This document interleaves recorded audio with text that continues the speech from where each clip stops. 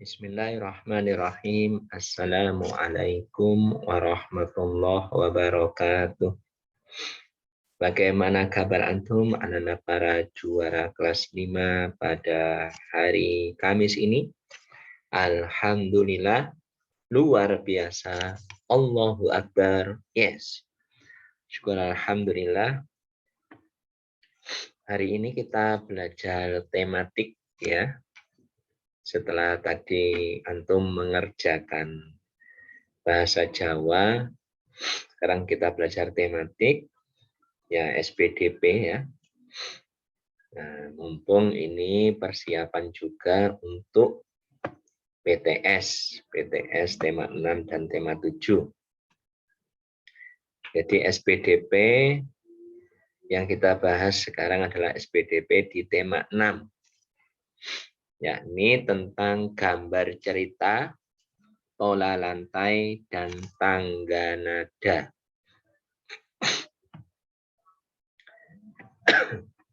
Ya, gambar cerita. Yang pertama kita bahas. Gambar cerita itu adalah suatu cerita, suatu kisah yang ditampilkan dalam bentuk gambar. Jadi gambarnya berurutan membentuk alur sebuah cerita. Nah, kita bisa lihat contoh gambar di samping ya. Itu ada 4 gambar yang membentuk alur cerita. Yang pertama, ceritanya Kak Diko membeli ikan dipindahkan ke dalam akuarium. Jadi ini menceritakan akuarium dari Kak Diko. Ya, dia membuat akuarium dan mengisinya dengan ikan. Nah, berikutnya ada Bobby, adiknya ini. Bobby mengambil ikan diletakkan di lantai. Jadi diambil ikannya dari akuarium tadi, ditaruh di lantai. Nah, gambar yang ketiga, Kak Diko kaget sama ibunya ini ya, melihat ikannya di lantai. Kak Diko bertanya kepada ibu, siapa yang meletakkan ikan di lantai? Ya, mengapa kok bisa di lantai? Gitu.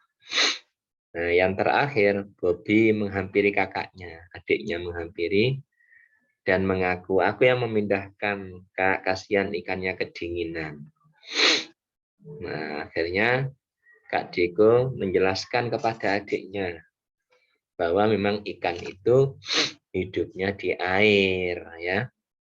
Nah, jadi seperti ini model gambar cerita ya. Boleh dikasih gelembung-gelembung dialog seperti ini ya. Nah, kayak komik gitu. Memang contoh gambar cerita adalah ada komik, ya cerita bergambar dan yang lain-lain ya. Nah, unsur-unsur gambar cerita. Yang pertama tema. Nah, itu menentukan temanya dulu. Tema tentang apa, topiknya, judulnya.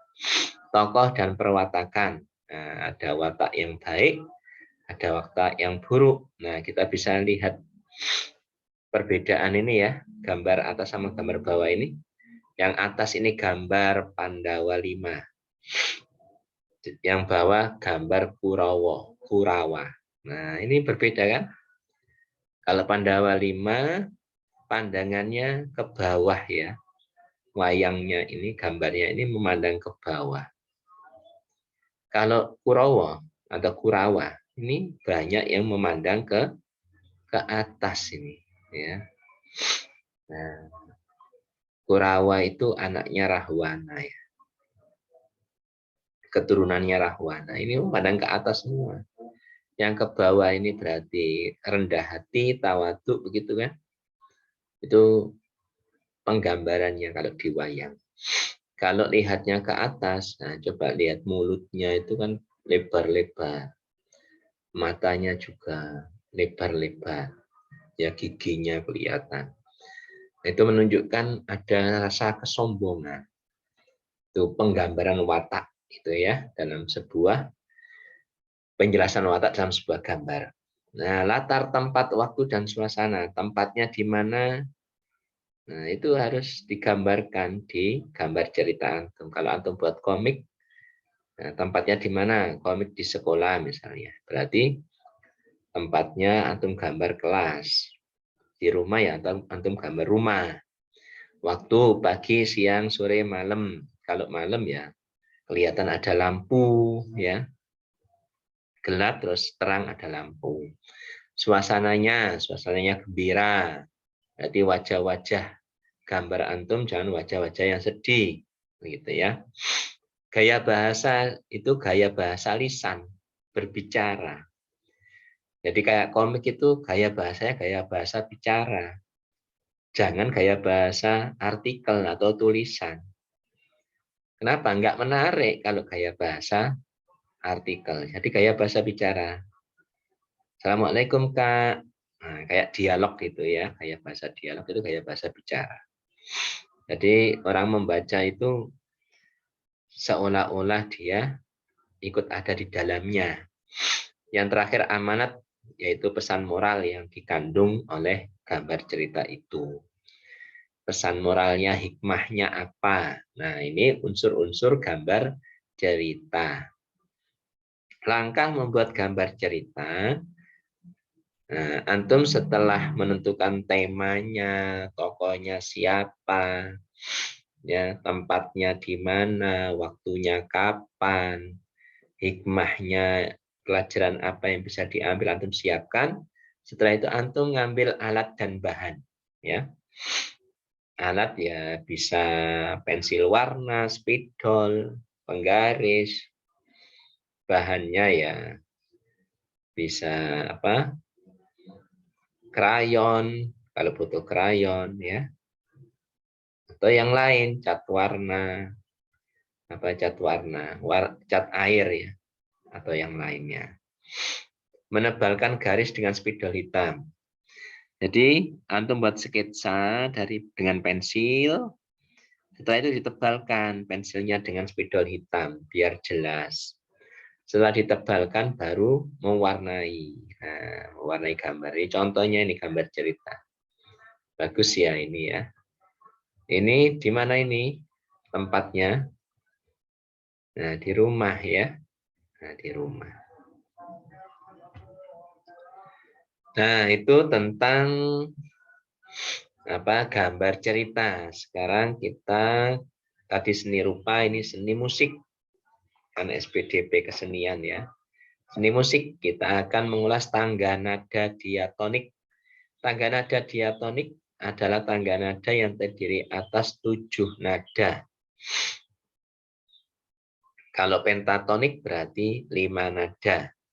Tangga nada diatonik itu dibagi 2, ada mayor, ada minor.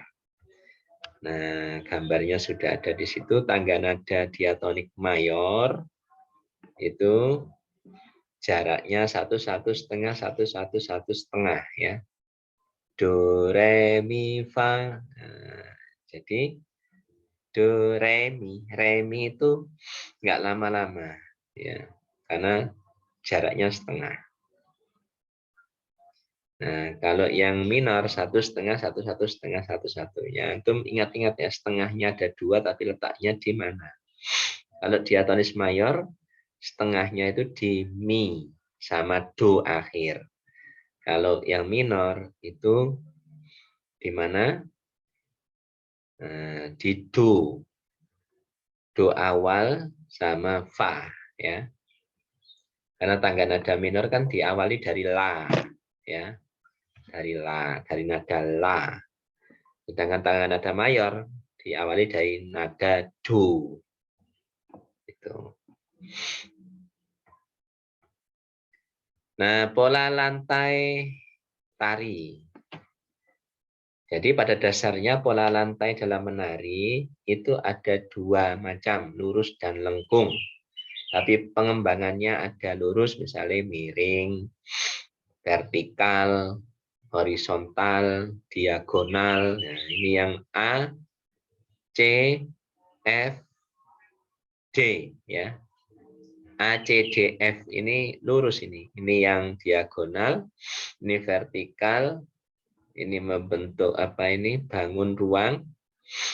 Terus ini yang diagonal juga. Yang B, E, ini melengkung ya. Tujuannya adanya pola lantai dalam menari. Yang pertama menghindarkan penari dari bertabrakan satu dengan yang lain. Karena punya pola lantai sendiri-sendiri. Yang kedua membedakan gerakan antar seni tari satu dengan seni tari yang lainnya.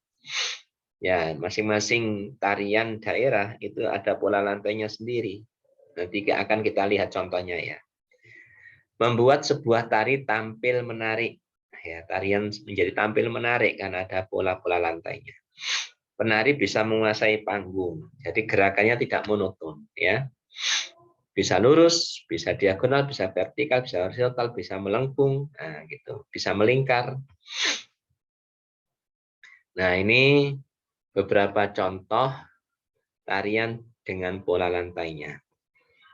Pola lantai yang lurus, ya.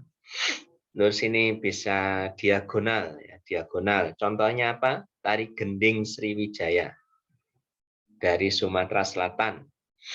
Terus yang kedua tari pendet dari Bali, itu lurus diagonal. Ya. Pola lantai vertikal. Ya. Ini seperti tari Serimpi Jawa Tengah dan tari Yospan dari Papua. Jadi masing-masing tari ada pola lantai khasnya. Pola lantai horizontal dalam, bisa bergerak ke kiri dan ke kanan. Tari Indang dari Sumatera Barat, tari Saman dari Aceh. Terus kalau yang melengkung, perpaduan ya, lurus dan lengkung. Nah, itu tari Jaran Kepang dari Yogyakarta. Nah, gambarnya ini, gambar ini adalah tari Jaran Kepang ini. Ini jarannya, ini kudanya ya. Nah, oke. Itu yang bisa kita ulas pada hari ini. Semoga apa yang kita pelajari bisa antum pahami dengan baik. Wassalamualaikum warahmatullahi wabarakatuh.